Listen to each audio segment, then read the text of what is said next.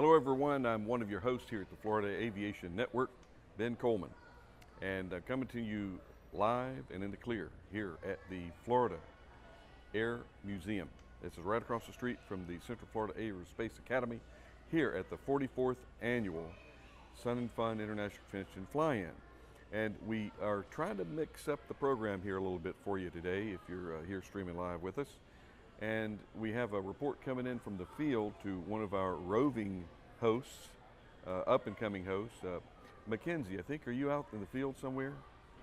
I am, Ben. I am out in front of the museum, the Florida Air Museum, and there's tons of people out here walking around enjoying sun and fun, and it's a beautiful day, and definitely a day where you don't want to miss all the activities going on.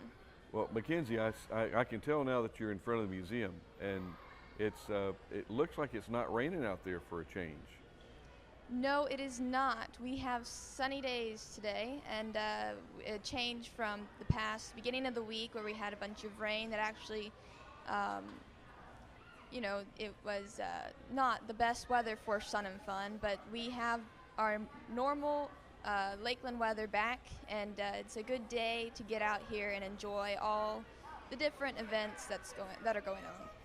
Well, listen, I think I saw you studying the program. What do you have going on out there? And it's always great to see. We got a lot of kids running around and bringing kids to the airport. We got to get back into that mode. There we go. I think we got a shot now of the museum, and some programs going on in here. But share with us a little bit about what you have learned about what's going on here today. And this is day number 4. I think it's Thursday. It is day number 3 here at Sun and Fun. And we've got a lot of forums going on in the CFAA building. A bunch of interesting things. I know there's going to be some safety forums, some forums for home-built planes. A lot of good things that if you're interested in learning anything about airplanes, just go check it out.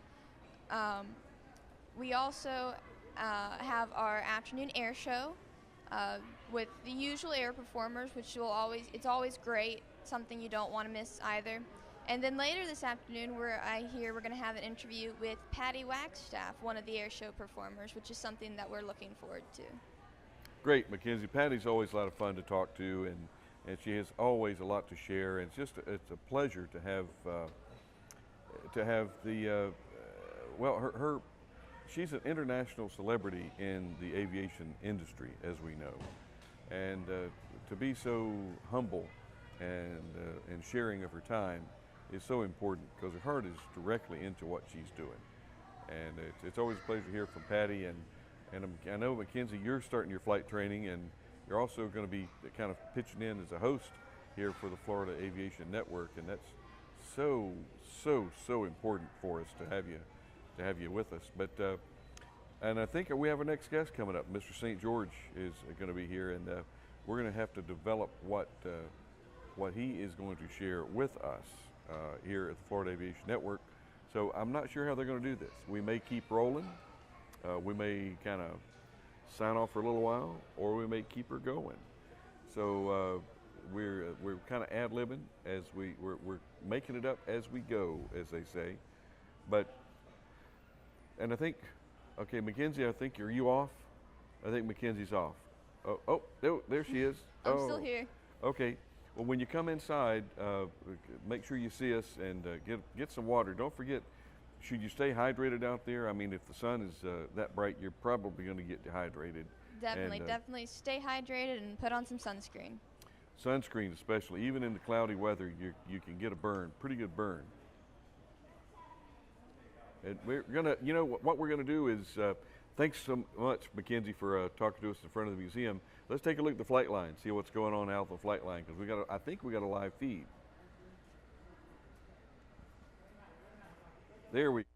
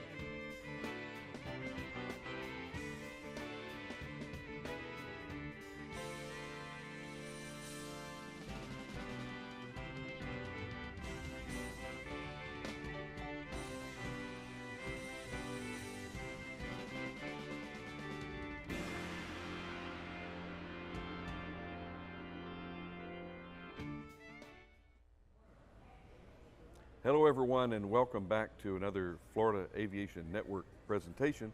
I'm Ben Coleman, one of your hosts here at the 44th Annual Sun and Fun International Convention and Fly-In. And we always have different folks from different walks of the industry, different walks of life. And right now is a real big emphasis, if you haven't been made aware of this, flight training. We need pilots, we need mechanics, we need folks to come. Not only that, we need dispatchers, we need engineers, there's a lot of needs in the aerospace and aviation industry. And our next guest is going to be helping us develop what they're doing to help us with this strong need. David St. George. Thank you, Ben. David, thanks for being here with us, and you are with SAFE. Does that just mean that you're a safe? We are safe, yeah, that's you're right. Very, very safe. When I'm at the booth here at Sun and Fun and people come up and say, what are you selling? I'm saying, I'm not even selling, I'm giving away safety. But what is, I think, SAFE, acronym, yeah. It is an acronym. Yes, sir. What does SAFE Society of Aviation and Flight Educators. And we really want to emphasize educators because we're doing a comprehensive approach to meeting people and building their professionalism. So educators, Society of Aviation and Flight Educators, on the web, safepilots.org. Just launched a new website. Safepilots.org. .org, yes. That's pilots plural? Yes. Okay. Thank you for... that's good, but Donna Wilt. Yes. We go way back. Yeah. FIT days. Sure, and she's still there. She's a professor at FIT. And they would have me over safety board, NTSB, for a while, and she would have me down to talk about some case studies. Well, you're legendary, sir. Oh, no, I've seen the videos. Oh, I'm ancient, is what they say. We both are. But, you know, speaking of it, Dave, what does SAFE do to kind of introduce the youth to aviation, to pull them into this Excellent question, you know, and what you said is exactly right, which is so many people don't know the opportunities that are available in aviation right now. You know, finally, I'm flying corporate now. I mean, who would have thought there's actually jobs that actually pay money? I mean, it's a good career for people. And as Ben said, there's careers in mechanics, there's UAVs exploding, so what SAFE does is we try to expose people to that. Right at the booth there, C55 today, we have 4 grants we're giving away, $500 grants for K through 12 teachers. STEM is a very good portal for kids to get into, you know, science, technology, education, math, and aviation really is a fun way to get them on board to that. So we support a lot of STEM programs. We support it in the schools. One of our primary focuses, though, since it says Society of Aviation and Flight Educators, is the educator. We've discovered, you know, we know there's an 80% dropout rate in aviation, which means people started, 80% of them unhappy, something went wrong, didn't continue. So they're falling out of the funnel. And a lot of that time, it's the flight instructor, unfortunately, that's, you know, somewhat implicated in that. Yeah. They're a young person, perhaps. They're not good with personal connections. They never went to the Dale Carnegie course, as Obi says. So we're trying to make these people more professional so they can engage their students. And we're all hoping that the flight instructor community some of these people will decide to stick so we can make more pilots. You know, there's just a crying need right now for professional flight instructors. And it's a knack. I mean, some folks are just natural instructors. Others, they have to reach so hard into the bucket to find the skills that it just, they never really develop. And we do understand that flight instruction is sometimes just as an avenue to gain experience to get to the airlines. Okay, we got it. But however, make as much as you can of your flight instruction years. Well, not only that, you know, it's your first professional job is what I tell them. It's like you are now being paid to fly a plane. Do this as professionally as you can. You're going to be in a 121 or 135 environment. There's a lot of rules, there's a lot of discipline. You know, don't treat that flight instructing as just a stepping stone. Make sure that you're really giving it everything you have. And as you said, some people have an aptitude for it, some people have to work a little harder to become a good flight instructor. So, yeah, that's what SAFE does, is we try to make sure that they're being the best they can. On our website, we have resources, we have syllabus. We just launched a new website that has more resources. As I was telling you, we're broadcasting live from Sun and Fun on booth C55, so Mark Baker will be over there at 1:30 today. We're really trying to get the word out to flight instructors that there is a need. It's no need, no sale. You know, if they don't feel they need that kind of education, they won't embrace us. So. Well, and you use the term flight educator. And education is a pretty wide word to be Yes. used, because it's the art of teaching, and true. As a matter of fact, I'm studying for my CFI now. You really? All these years, I've You not could have had it. fooled me because you're so professional at it. No, sir. No, sir. I'm learning. I'm learning my CFI. But one of those implements of instruction, the law of readiness. Of course, you got to be ready, or else Yep. you're going. But the definition of learning. Yes. People, you ask people, just like I'm a mechanic by trade, and we use the term airworthy a lot. Right. And I ask the person, hey, Jack, camera one. Hey, Jack, what's the definition of airworthy? See, he paused. Yeah. No, I got him again. I got it. You got to wake them up. But the definition of airworthy is somewhat simple, but if you don't know what you're talking about, but it it's goes on and extremely on and good. on. Yeah. Does it meet the guidance? What's your guidance? And then levels and levels and levels of detail. But what is learning? Learning is a change in behavior. Yes. And people will think, well, that's when you learn how to do this and that. No. It's a change in behavior. Just like we learn how to get into these chairs that can fall over so easy. But you got to learn how. That's a change in behavior. Now I ease into the chair. But that's why I see that with SAFE, your organization, the educator aspect is so important to help. And we just had a whole bunch of little yearlings come in, and we need those yearlings. And yes, we do. I cannot tell you, Dave, and I'm taking a lot of your time here, No, that's but okay. it's important to develop this, because some of the old That's timers. the future. That's the future. Exactly. Some of the old crotchety guys, they said, get those kids out of here. They're interrupting me. No. Well, we need to learn how We're to timing out, buddy. You betcha. We're The old mileage timers is up now. there, right? We used to be the young whippersnappers. But, Yeah. what is SAFE doing in that regard to reach out to some of the young? Well, it's potential everything, aviators? and I got to say, I'm a pilot examiner, and I would confess that I'd done it for many, many years. I used to look a lot younger when I was the new flight examiner, but now, 20 years in and 30,000 tests later, we're trying to reach young people. We're trying to get them involved. We now know that people access learning and media in a different way. So a lot of our stuff is on the web, and what I did was I created this app, which is free. It's on the Android and it's on the Apple market, and it's for you, Ben, because you're going to be a CFI, but it's called the SAFE CFI Toolkit.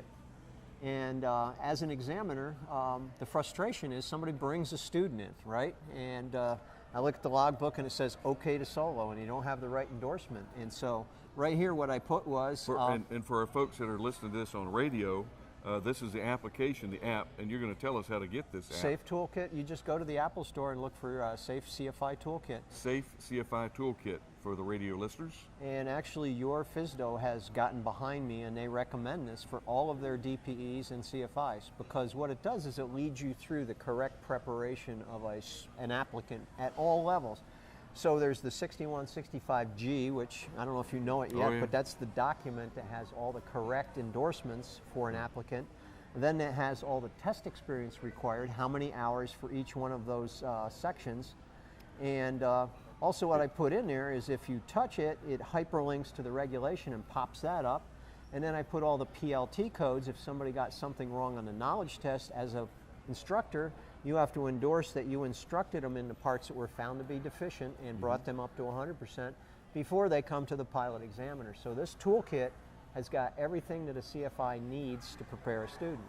And it's so interesting in STEM, science, technology. Yes. This is how technology is making things a little more accessible. Oh, absolutely. In the old days, you had to dig it out and strike it through, and the old Acme test guides. Test guides. Paper. You can learn, I hate to say learning the test, but really learning the test is not all bad sometimes, because there's some very, very key elements in the test question that helps perpetuate your learning. Right. So it's just all, it's a different No, it's way all of doing part of a things. bigger, but I've got to say, and I've recently transitioned to being a charter pilot, and I don't know what we'd do without phones. You can sit there, you can file your plans, do your fuel, get the rental car, hotel, and 5 minutes later you're on the road. So and your maintenance tracking. Yeah. You plug in after you land. You plug in your hub time, your flight times, and it all goes right into your maintenance planning, and it's just new technology, and it's fun to embrace it and learn from it. Yes, so if I were a CFI and I wanted to be more professional, and that's what SAFE is encouraging, a level of excellence in all our CFIs, this is one tool that'll help you get there a lot easier. Everything you need is in your pocket, bingo. And I update this like probably a couple times a week, because what happens is some CFI, some sharp guy finds an error in there and he says, Dave, you got to fix this, and bingo, I will upload. There's no stored data, it goes to the internet, always new, and has the latest, what we call in the FAA, guidance, so that you can treat your student as professionally as possible. And when they come to the pilot examiner, it's a good time. So about 100 of our members are DPEs. We do online seminars to sort of diffuse the nervousness of when a person comes for a flight test. Right over at our booth right now is Mike Garrison, one of your busiest examiners here in the Orlando. 280 tests or 300 a year. They work them pretty hard. But you know, if you want to find out what is on that flight test, Mike will be the guy, and he might even be the guy testing you. So, you know, access the resources. And really, I'm sure that you, I've attended many SAFE presentations, Oh, and thank you, Ben. guys do an excellent job at trying to spell the check ride-itis. Yes. Oh my goodness, check ride. Oh, I got a check ride tomorrow. I'm not going to be able to sleep tonight. And don't worry about it. It's not a check. They're verifying. It's a verification ride. You've already got the capability of performing to the standards, or else you wouldn't be wouldn't be going. I did about 3 forums here on how to ace your flight test, and you know, it's the first thing you stand in front and say, like, no horns, you know. Everyone goes into a flight test with the jitters, and with that kind of nervousness.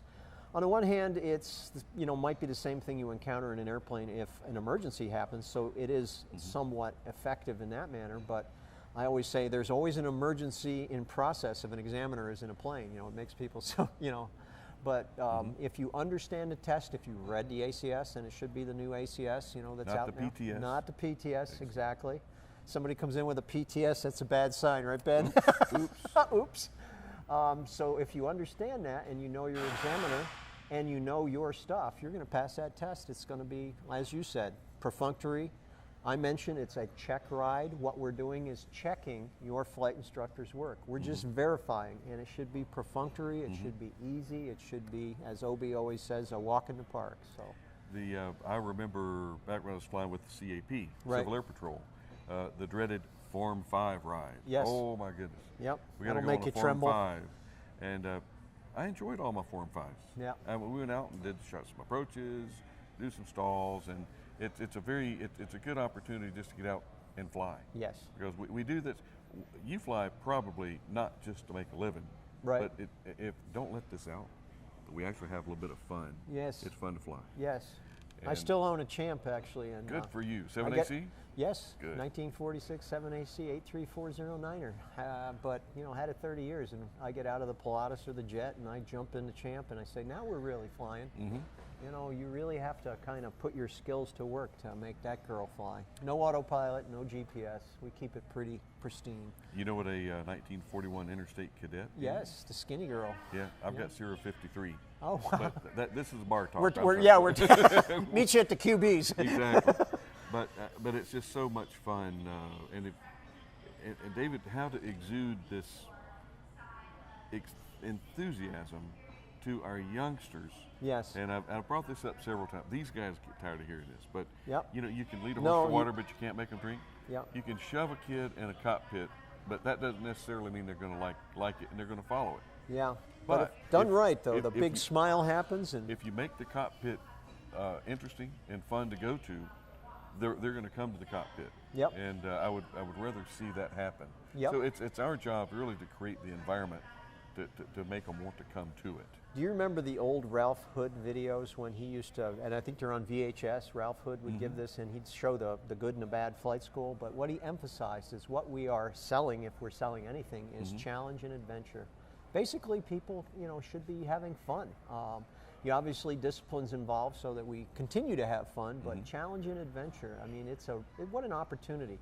People spend so much money on all kinds of other things like boats and golf and, you know, whatever. Crazy things, bungee jumping, wingsuits. It's like, Here's a very useful kind of, you know, you can fly to the Bahamas, you can go, the opportunities, you know, so aviation has a cost, but boy, does it pay you back. I think anyone that's a pilot will say, you know, if you get involved, it will pay you back, all of that and more. And there are, to be honest, there are some long days.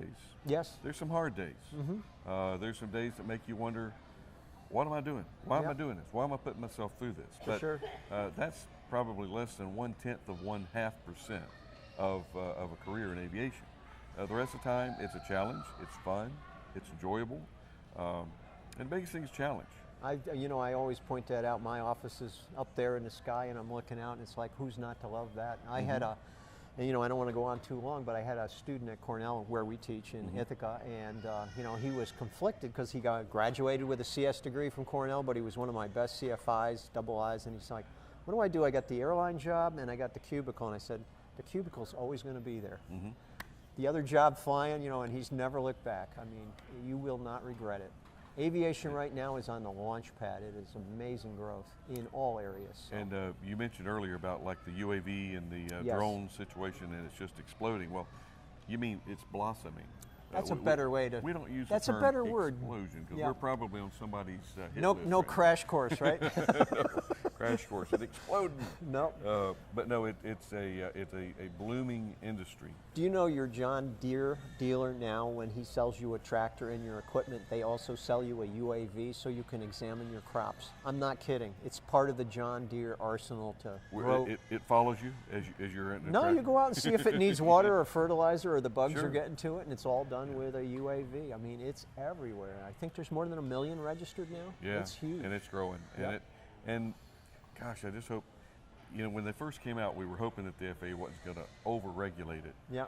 But if you stop and think, there needs to be some standard, and I hate to use the term regulations. Oh, so regulation, you can't do that. No, it's a standard, and it was developed to keep things on an even keel.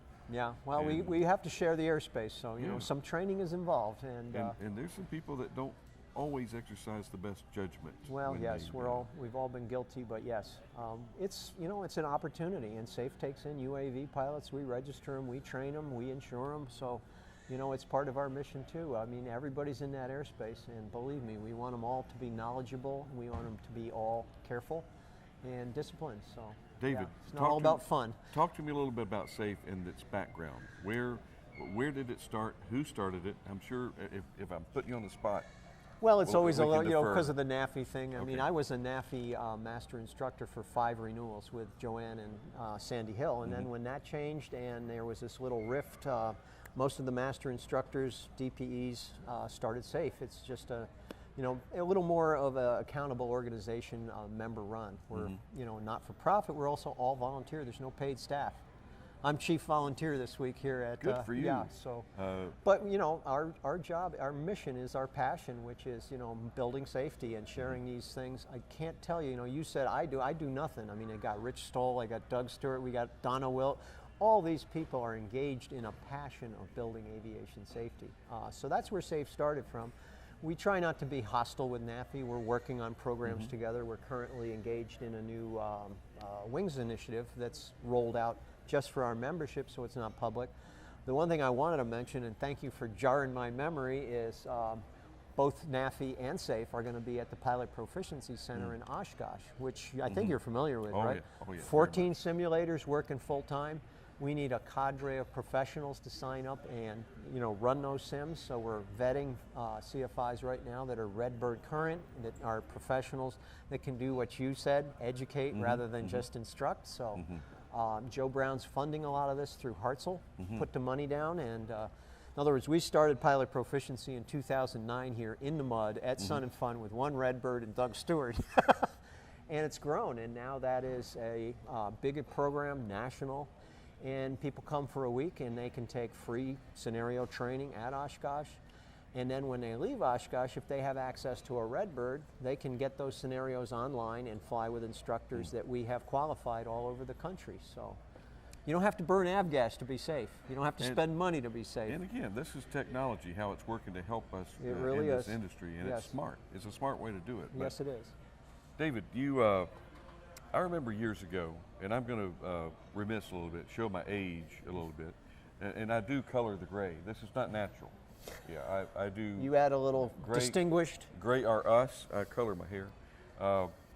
But there was a premise and a thought that you can't teach good judgment. And that you can't teach good judgment. And where are you on that, Ben? Are you accepting that dictate? I fought it for a while, and I've come up with the conclusion that you can teach good judgment through scenario-based. Exactly. If you've got a rock and somebody that just, you know that they're out to, this person's going to kill themselves someday.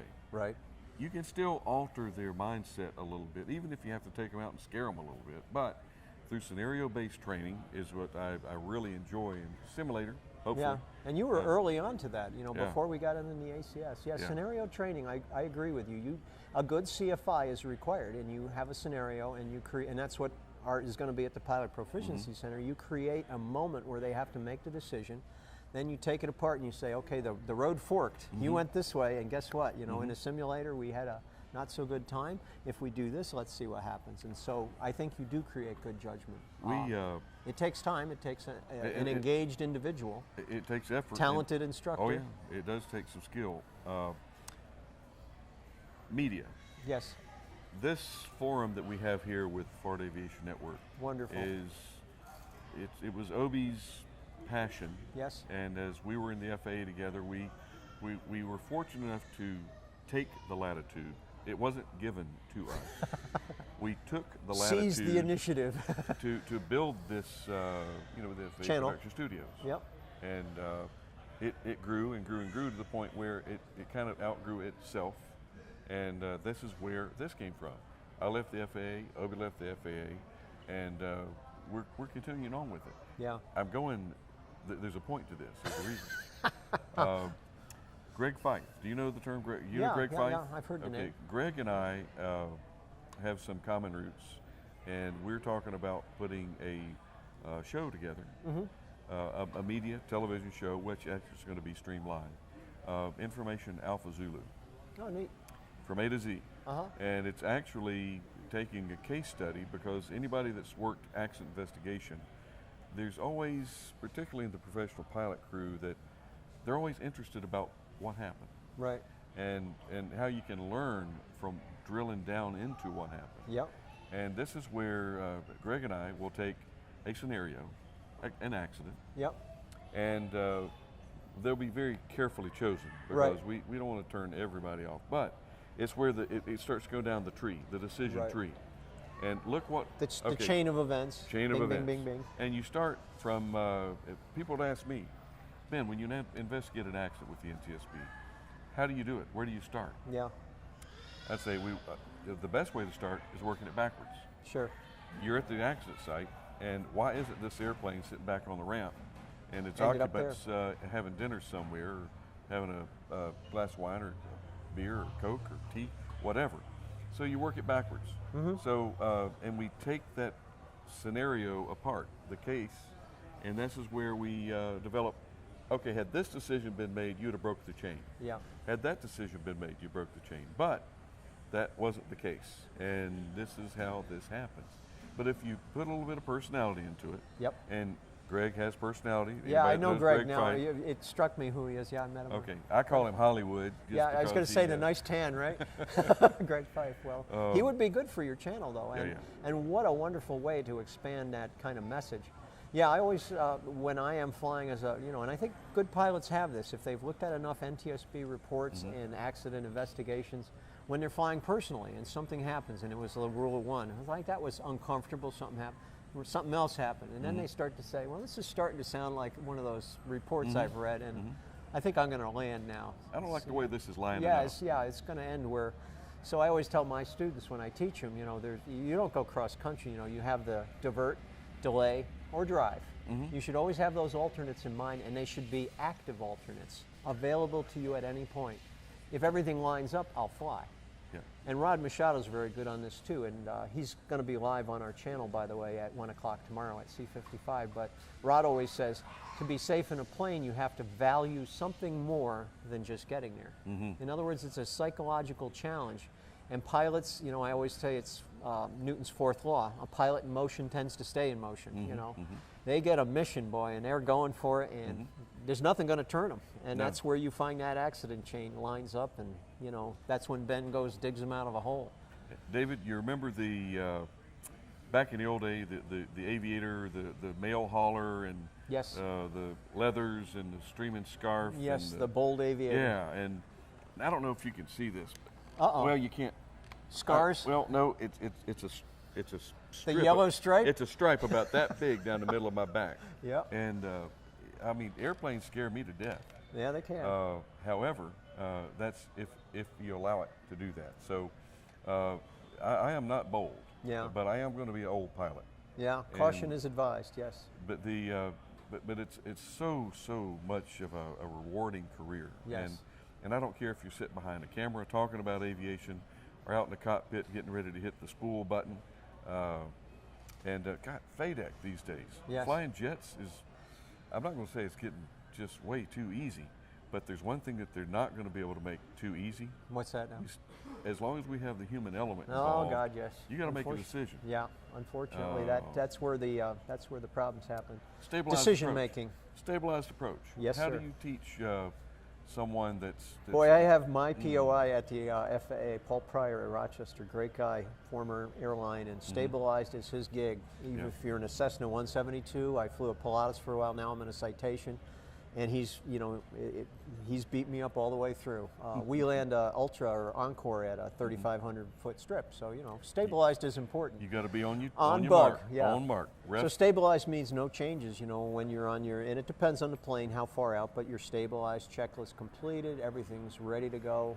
And, it's not just for energy management, it's also for when you are stabilized, if anything happens out of the ordinary, you immediately know, it just pops. Yeah. You have that expectation of what's going on. And I was just talking with Richard McSpadden, Air Safety Institute, F-16 driver, and he says, when you have that, awareness, it's just like you see globally. So stabilized means everything's out of the way, no distractions, everything's configured, checklists are run, and now we're just concentrating on landing.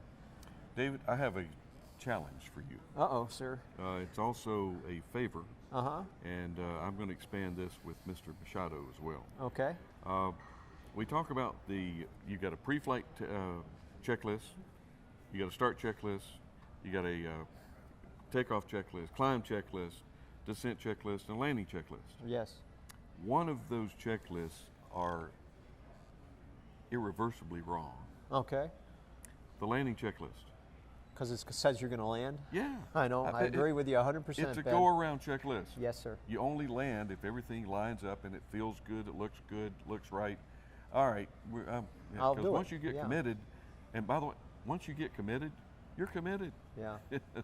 You're You're mentally committed. No, I'll tell you as an examiner, and people are nervous, as we said, and they're doing this flight test, and we're lining up for a point, or we're doing a soft field, or whatever it is. They're shaking a little bit, but, and then whatever happens, if they initiate a go-around, and then they look at me like, did I fail? And I go, thank you. Yeah. Thank you. You exhibited good judgment. You saved the day. We got to test it anyway. We completed that. Boom. Excellent. Let's go around and try it again. You live to fly another day, but people that shove it onto the runway and make a mess of it, I'm going to land this airplane if it kills me. Yeah, it sometimes might. it does. Yeah. So. But I out flying around, bouncing around the patch with a friend or something, and I will, obviously because of my stature and my girth and my lack of hair, I'm usually the elder of the two, so that makes you the senior airman. Coming down to land and everything, I'm just sitting there, have arms folded, Calm, only sweating on one side of your face. And base turning final, I said, go around. I said, what? Go around. Yeah, that Well, should what's happen wrong? like that. Go around. Yeah. Okay, so they feed the power in, and said, well, what was that all about? I said, just want to see if you could go around. That's what was your cap test, level 5? Yeah. I'm giving you a little test here. And we get back around and get everything all set up again, and come down and turn base, turn final. I said, Go around. Second one goes again. Second one goes better. Well, they're probably going to put the hook out and snare us pretty quick here. We're having too much fun, but I really have to say we are of equal mind on those things. I have God in my left ear. You have God telling you, and God said I have as much time as I need. No, you know, so, and the go around can save more people. I'll tell you. And you read it, you know, NTSB reports. I think of that. What was it? The Premier that went in at Oshkosh, the jet pilot. Yeah. He's turning to avoid a cub or something, you know, and all he had to do was put the power in significly and get out of there. I'm going to take you to my last leg of this same scenario where I was going around. Yes, sir. So downwind, base, turn Right. final, and guy flies, looking over at me and waiting for the third go around. And he says, "Can I land?" I says, "I don't know. Does it feel good? Look Are you in good? the right spot? Yeah. Think you can do it? Yeah. You're where you're supposed to be? Yeah. Go ahead." Yeah.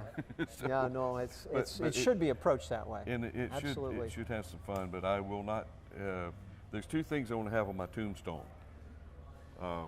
airworthy and go around. Mm-hmm. That's my life will have then been complete.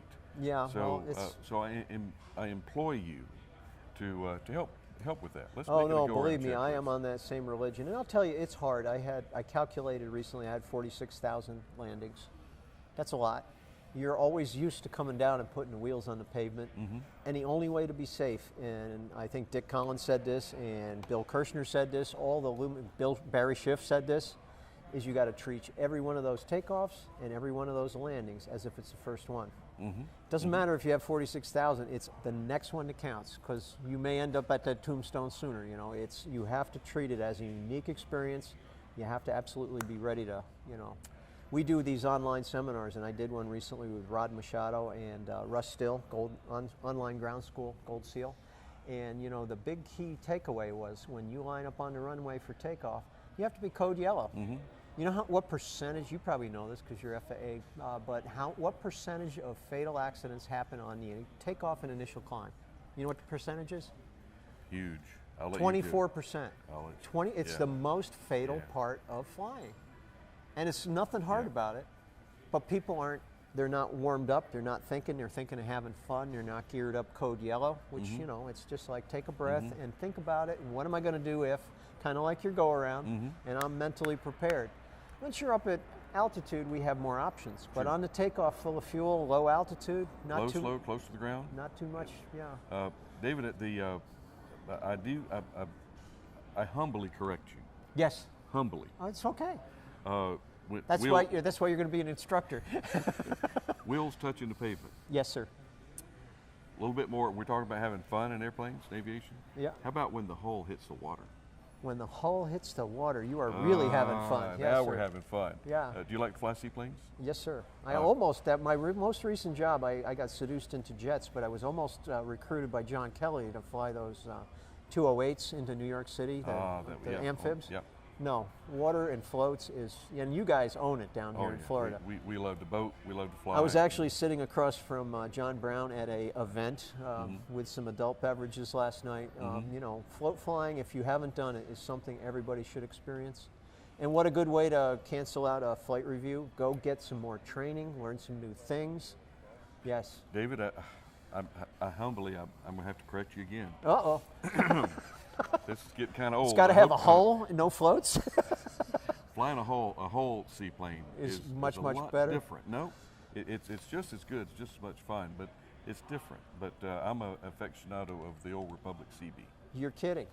I do have time in the CB, sir. You do? Yes, I did, in fact, train a man in a CB. Single or twin B? No, single. Okay. Yeah. The one you have to be an orangutan to fly because you got to pump the gear down and pump the flaps down. No. We put a 24-volt system in it. There you go. Put a button and a hydraulic An old man's motor. plane.